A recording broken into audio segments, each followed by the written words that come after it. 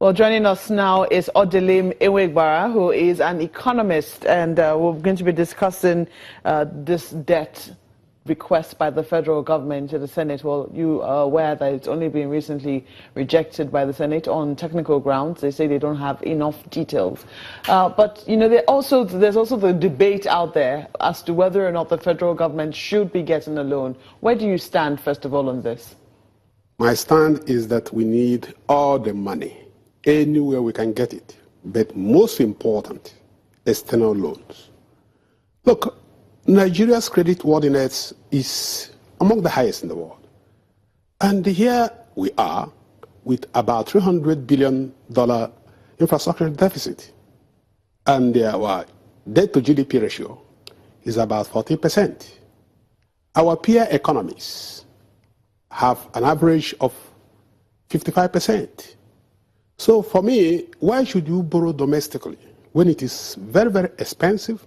It crowds out the real sector firms, and also it puts pressure on the interest rate. That's why NPR has to always go high. So why not you borrow externally? And you know, when you borrow externally, those people you are borrowing money from follow you to ensure that what you borrowed money for is what you use the money for. Because also they are very, very concerned of having back their money. So you have no qualms about the federal government going and borrowing, especially externally? I've been one of the people saying it that we must borrow externally. During Okonjo-Iweala era, I was insisting that why were we not borrowing externally? What I discovered was those who are lending us domestically are making a kill out of it. And for them, we must continue to borrow domestically. The banks and their external partners were the people making this money. And at the end of the day, you ask yourself, the money borrowed, where is it? So, but when you borrow externally, you are certain that with the type of scrutiny that is coming from the National Assembly, it assures you that the money must be judiciously used. And also you have more money left for the real sector in the system to borrow, and it can put less pressure on interest rate.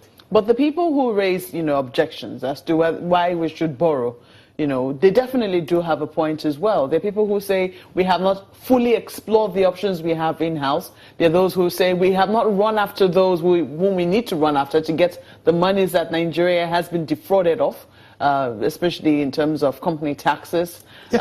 There are people who say that and say that we don't really need this loan. Do you also see from their own perspective I don't disagree with them when it comes to making sure the money that we have domestically is actually well sourced.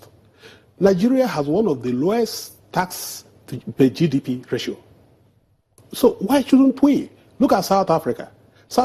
Look at South African debt to GDP is about 55%. But also look at South African budget. Our GDP is higher than that of South Africa. The South African budget is above $100 billion. So what I'm saying in essence is that wherever we should get the money, so long as the money is not meant for consumption, but for investment, Nigeria needs all the money in this world. So I don't know why anybody should be against that. Yes, I agree with them, and I applaud the Senate yesterday by saying, look, you must give us all the details.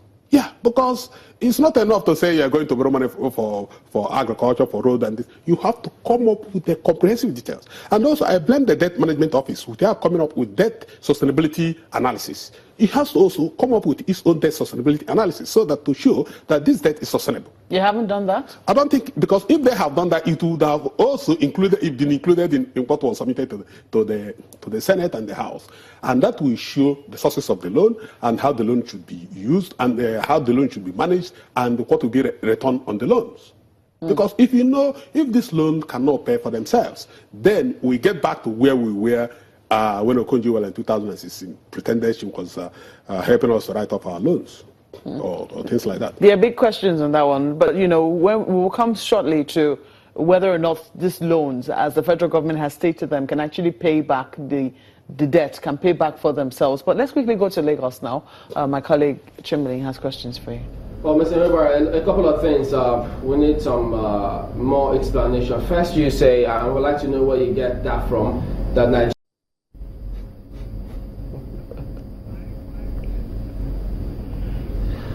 Mr.